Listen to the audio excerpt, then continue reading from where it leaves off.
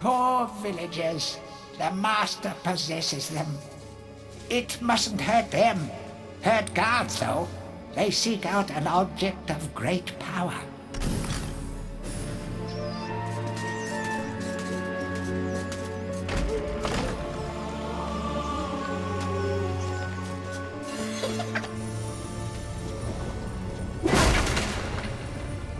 Blacksmith's Monthly. Old man Willie Green of Gallowstown was awarded Smithy of the Season by our readers. His outstanding casts have produced many intricate and hard-wearing iron goods and sculptures. Willie only uses the finest of metals in his work, and is particularly noted for his magnificent busts. Old man Willie was quoted as saying, Aye, when I get pumping on me bellows, there's no stopping me. It's all in the rhythm, up and down, up and down. I've always been inspired by the stories of Stan your Iron Hewer, the greatest smithy there ever was.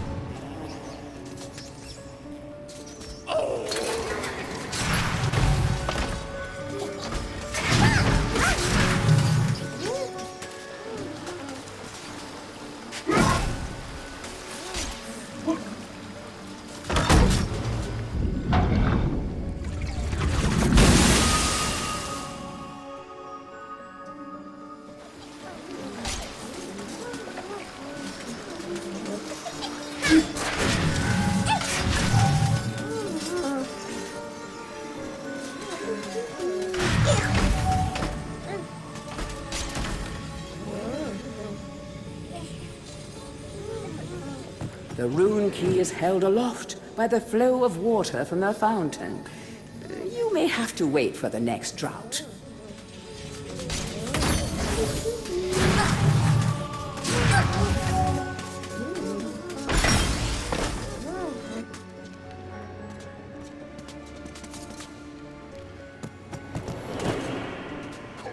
History of Gallowmere, Volume 1.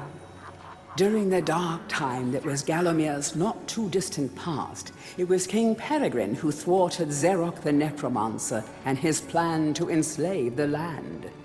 Xeroc, once the king's mage, had fallen out of favor with the ruler for conducting outlandish experiments on the bodies of the dead. It was said that deep within Peregrine Castle, the dead were restless. The dead are to be honored, not kept as the playthings of alchemists, declared King Peregrine as he banished Xeroc from the castle. All of Xeroc's living dead were routed out and destroyed. Xeroc, being an unforgiving soul, went into hiding and vowed to wreak his revenge on the king.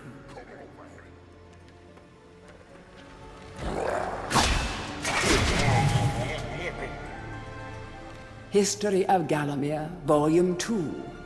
Rumors of ill-doing and dark deeds abounded through the land of Gallowmere. It was whispered that Xeroc had employed the aid of shadowy demons to help build a vast castle.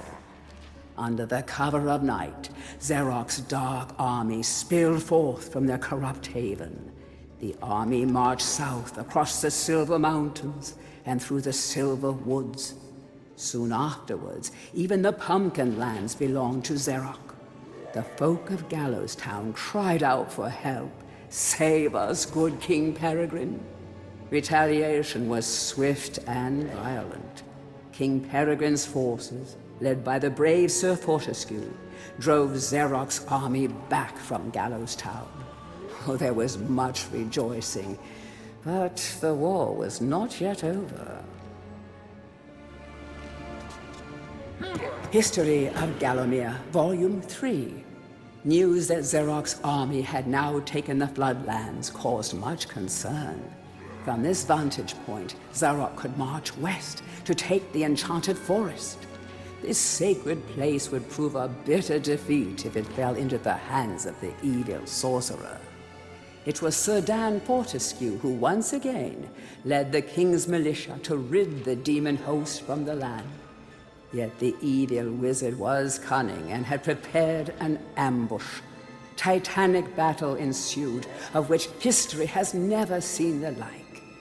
It is said that the day would have gone to Xeroc, but for the skill and valor of one man. Fortescue led the charge deep into the massed ranks of the undead, felling Xeroc's bodyguard, the fearful Lord Coddoc, and before finally succumbing to his own mortal wounds, slew the traitorous sorcerer with a mighty sweep of his sword. History of Gallowmere, Volume 4. The forces of evil were destroyed, but at a terrible price. None but a handful of the king's militia returned from that field. Gallowmere lost a whole generation of young men that day, including Canny Tim, the legendary crossbowman, and Fortescue's second-in-command, who fell in the first volley of arrows. Xeroc's body was never found, though if it lies unmourned in an unmarked grave, then no one in Gallowmere would shed a tear. The shadow demons that had fallen under Xeroc's banner were unnatural creatures that did not belong in the world of mortal men. The king declared that they be banished, entombed under the pure earth of the enchanted earth. History of Gallowmere, Volume 4. The forces of evil were destroyed, but at a terrible price. None but a handful of the king's militia returned from that field. Gallowmere lost a whole generation of young men that day, including Canny Tim, the legendary crossbowman, and Fortescue's second-in-command, who fell in the first volley of arrows. Xeroc's body was never found, though if it lies unmourned in an unmarked grave, then no one in Gallowmere would shed a tear. The shadow demons that had fallen under Xeroc's banner were unnatural creatures that did not belong in the world of mortal men. The king declared that they be banished, entombed under the pure earth of the enchanted earth. Imprisoned within an impregnable box of the king's design, the demons were buried deep underground.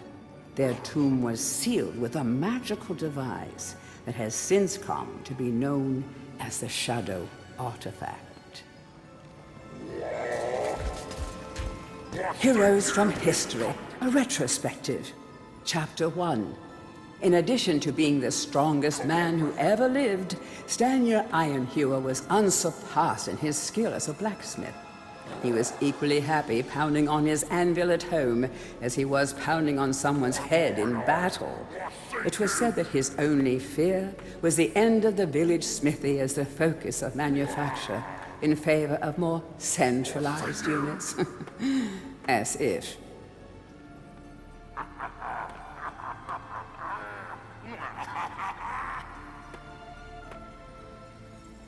Chapter 2. Born a humble peasant to one of the nomadic tribes from the Eastlands, Bloodmanor Skullcleaver gathered an army of horsemen and swept over half the civilized world. When he finally died, attempting a single-handed attack on a garrison in the north while armed only with a spike on his helmet, he was the richest and most powerful peasant of his day.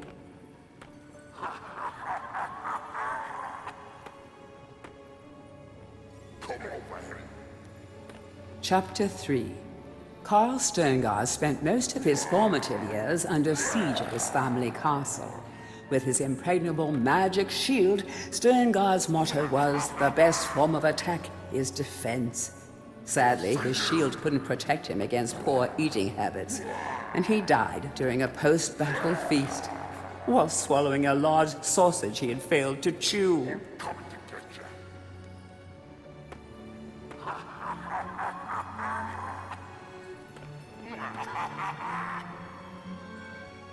Chapter 4. Truly the hero's hero. Woden the Mighty was fearless, single-minded, and uncompromising. Unbeaten in combat, he inspired raw fear in friends and enemies alike, not to mention in close family members and pets. Chapter 5. Trained from birth in all forms of combat, Imanzi Shongama was the warrior queen of a tribe of Amazons. The bold and the beautiful Shongama banished all males from her territory, except the handful she kept on to mow the lawns of her people. Chapter 6. A full-time mother and homemaker, Megwin Stormbinder had to defend her settlement from barbarian raiders while the menfolk were away on a hunting trip. She fought off repeated attacks, armed only with a pitchfork and a rolling pin, and with one arm holding her baby. Legend has it that the gods, impressed by her indomitable courage, intervened and added thunderbolts to her arsenal. She won the battle with a couple of bolts to spare on her husband when he finally returned.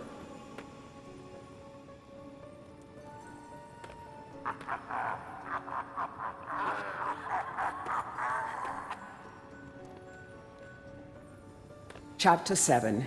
Dirk Steadfast was a fearsome opponent thanks to his magic sword and a firmly held belief that only women defend themselves. Real men are always on the attack. He was a friend and contemporary of Carl Sterngard and was with him even to the end. It was whilst Steadfast was explaining his views on Sterngard's shield during a feast that the latter had his tragic and inexplicable accident.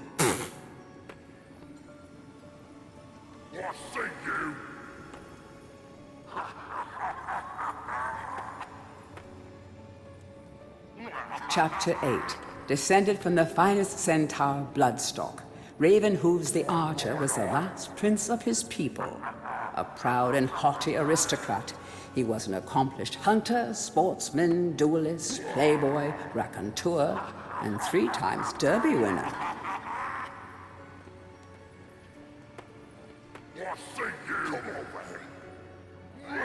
Chapter 9. Captain of the militia in the time of King Peregrine, Sir Daniel Fortescue found fame when he killed the renegade wizard Zerok. A career soldier raised in the royal household, he was adored by the men under his command, and renowned for his loyalty to Gallowmere. It was said that Fortescue was always destined for greatness. With his square jaw, steely gaze, and thick shock of hair as black as raven's wings, he looked every inch the hero. Tourist's Guide to Gallowmere, Part 1. The land of Gallowmere is a wondrous land of breathtaking sights and adventure. If it's beauty you are looking for, be sure to check out the sights of the Enchanted Forest. Scale the heights and see the nests of giant dragon birds. Seek out weird and wonderful plant life. Go ooh and ah at the sight of baby dragon toads splashing about in the crystal clear ponds. Why not take a walk through the Pumpkin Valley? Pumpkin is Gallowmere's favorite dish, and about now the valley is just bulging under the weight of young podlings awaiting harvest.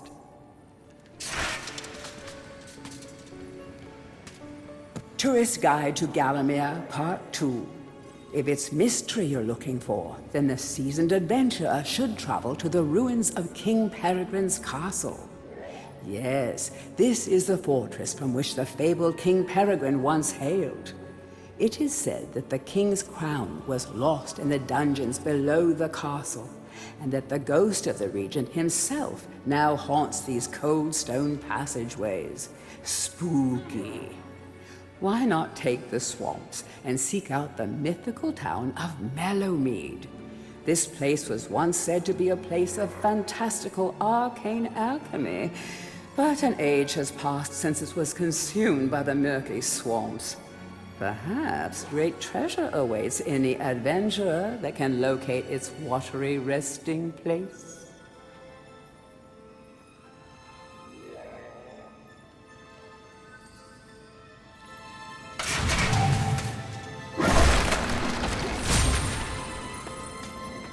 To whom it may concern, I must make haste, for Xeroc's men will be here within the hour. I have taken the crucifix from the church. It is the key to a key. I used the cross to make the attached cast. Then I had it destroyed. It is my hope that this cast falls into the hands of a just and good hero. Signed, the town mayor.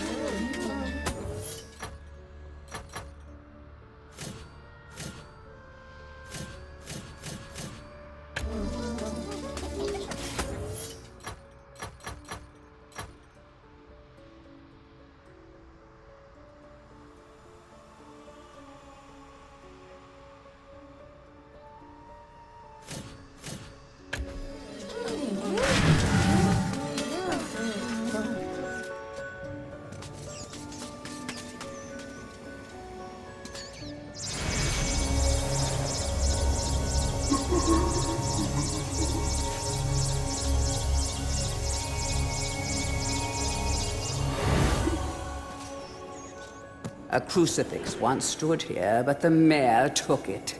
Find a replacement and see how the church should really look.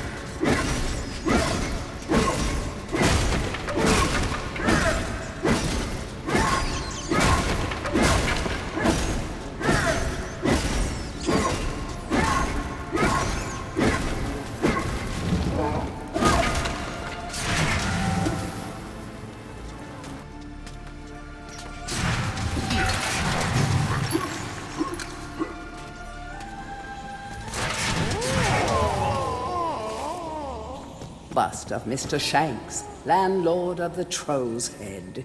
To clean the statue, lower the pedestal.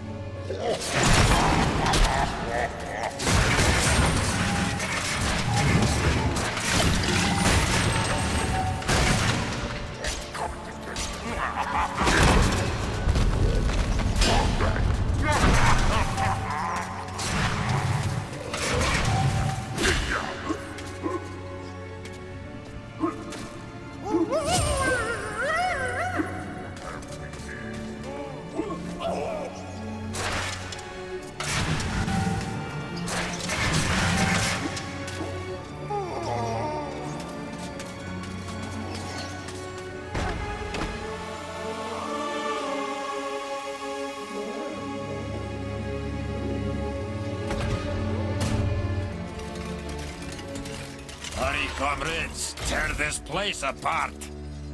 If we don't find the shadow artifact, Lord Zarek will have us mocking out the demons for the next millennium.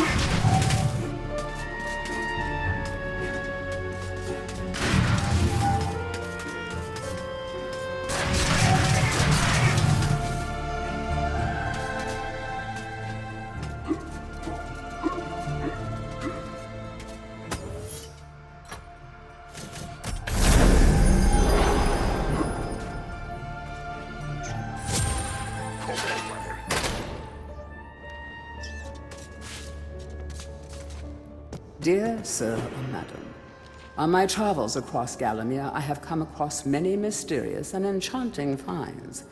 However, that which filled me with deepest dread was discovery of the tomb of the Shadow Demons. The key to their dank prison, the mysterious Shadow Artifact, is now in my possession. Yours fearfully, the Town Mayor.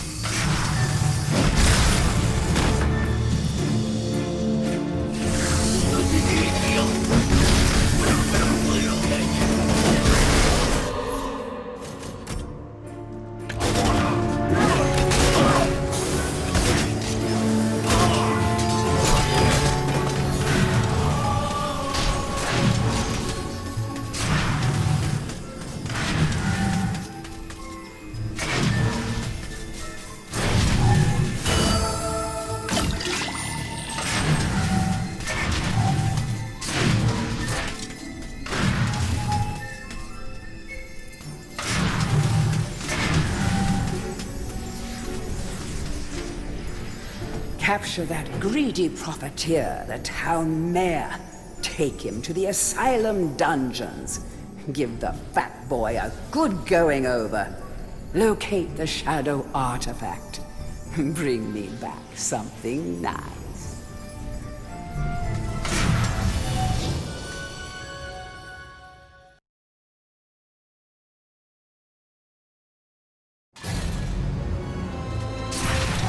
Back and forth like a supernatural yo-yo.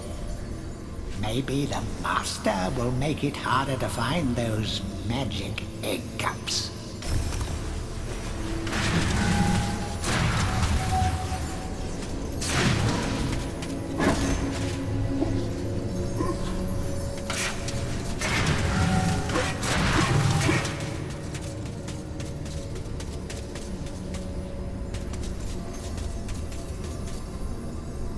Hey, Mr. Fortisque, I want to talk with you. If this Zorak's so bad, why'd you get to go back? Why'd you of all people, Fortisque? It should be I, Blood Monatha Skull Cleaver. When I lived, always I had a pile of slain strewn around me. You spend most of your time organizing a changing of the guard and playing croquet with the king. Still, I lend you my axe. You swing her, you throw her, she thirsts for a slaughter as much as I. Drink deep of demon blood, my proud beauty.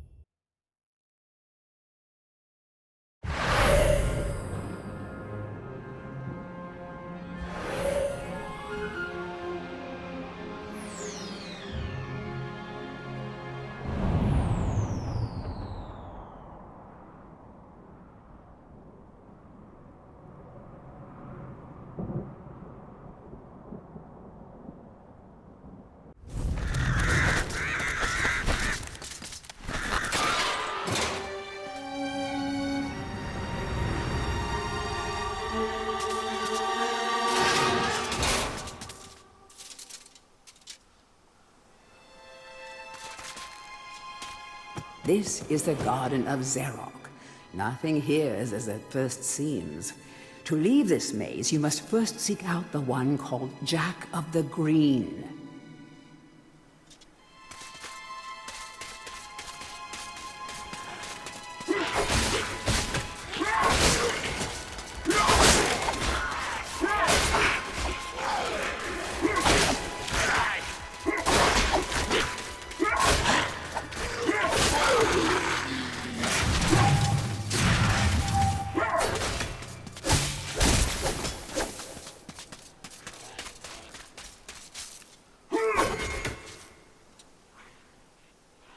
Greetings, Sir Fortescue.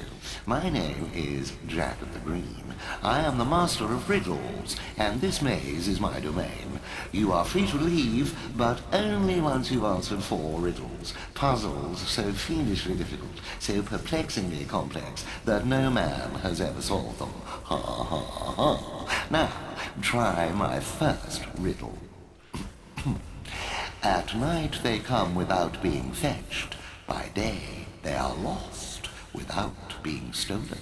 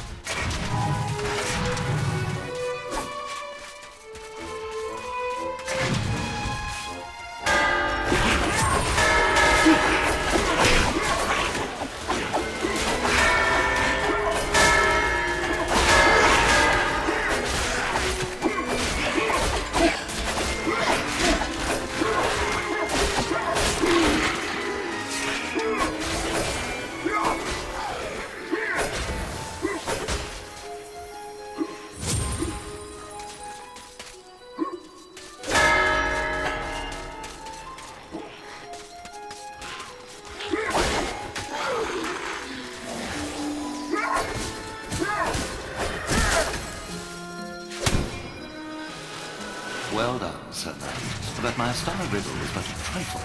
I always like to begin with an easy one. Return hither. You will not find my next conundrum so simple.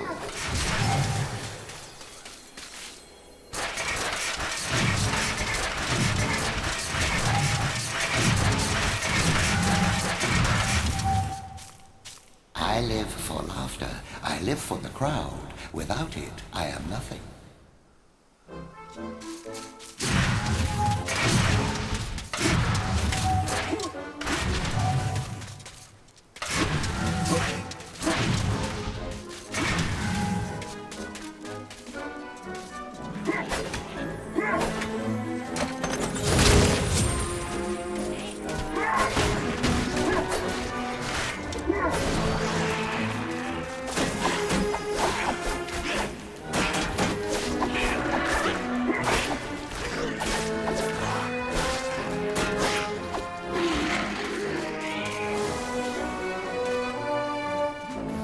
Show the clown you care by surrounding him with smiles.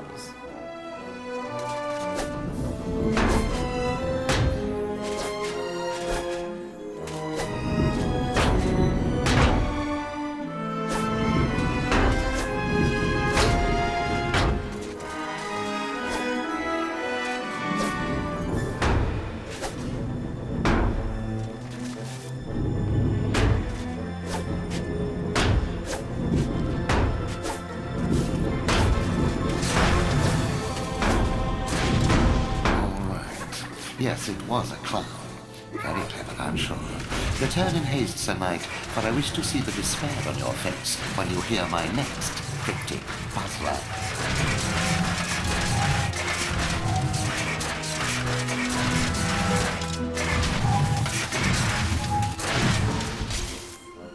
Face like a tree, skin like the sea. A great beast I be, yet vermin frighten me.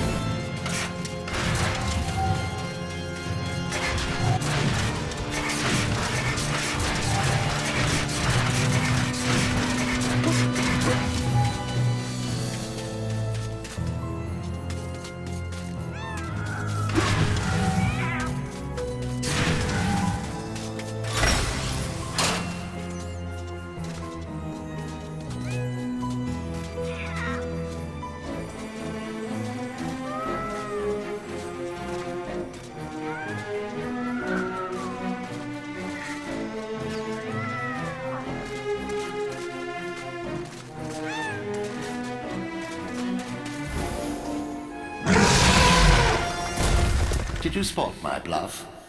I pretended that riddle was hard, but in truth it was obviously irrelevant. This time, however, I almost pity you. The answer to my next vexing enigma has eluded the finest minds of a whole generation. Come to me. I tolerate the moon and stars. I can't abide the sun. Banish me with torchlight and you'll see me turn and run.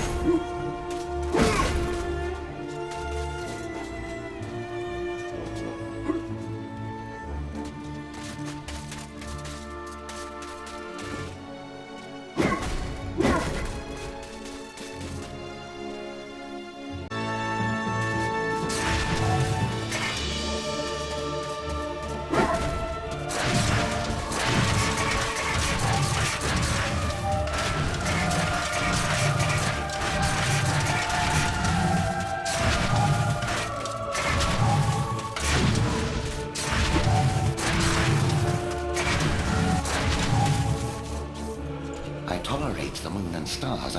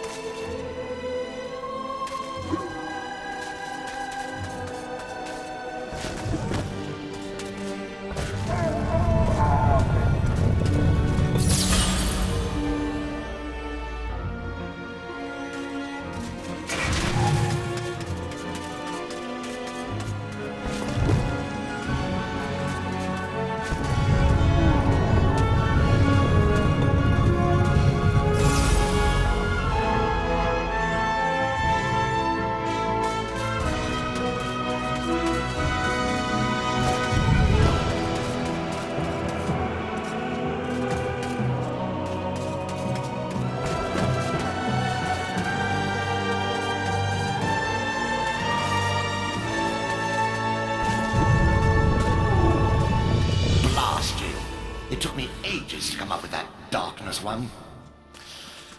Very well. Outrageous as it seems, my vast intellect has been matched by your badly decomposed brain. Return at once and I shall give you your prize.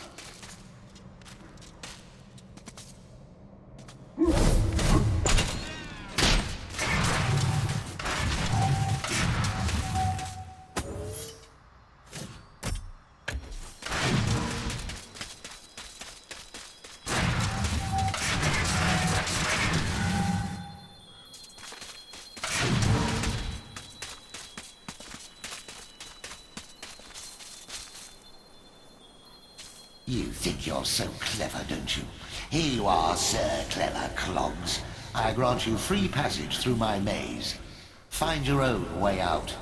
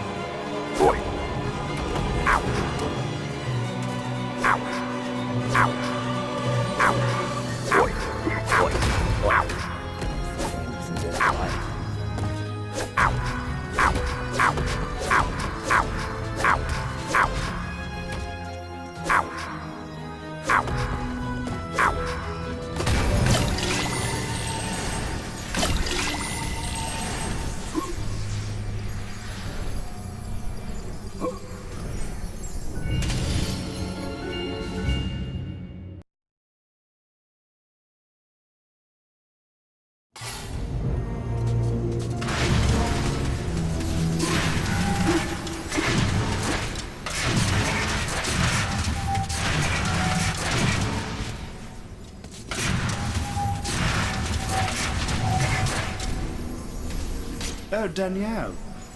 I've got something here I can give you, but I've no idea what it is. You fancy a little gamble, like?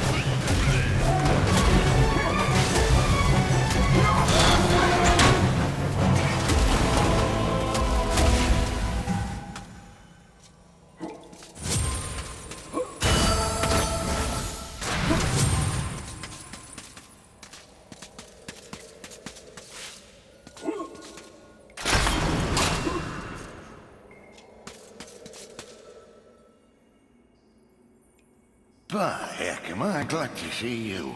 That Zarek tried to force me to hand over the Shadow Artifact. He means to release the demons from their tomb under the enchanted forest. But I said to him, I said, "You can't touch me, you lanky windbag. I'm the Mer." Aye, that told him. But then he had me locked up in here with all these nutters. Oh, it's been terrible. I haven't managed to get a word of sense out of anyone in weeks. Right. Well, I'll see myself out, thanks. You have a good look around, lad. Zarek's left some stuff lying about that I think you might find useful.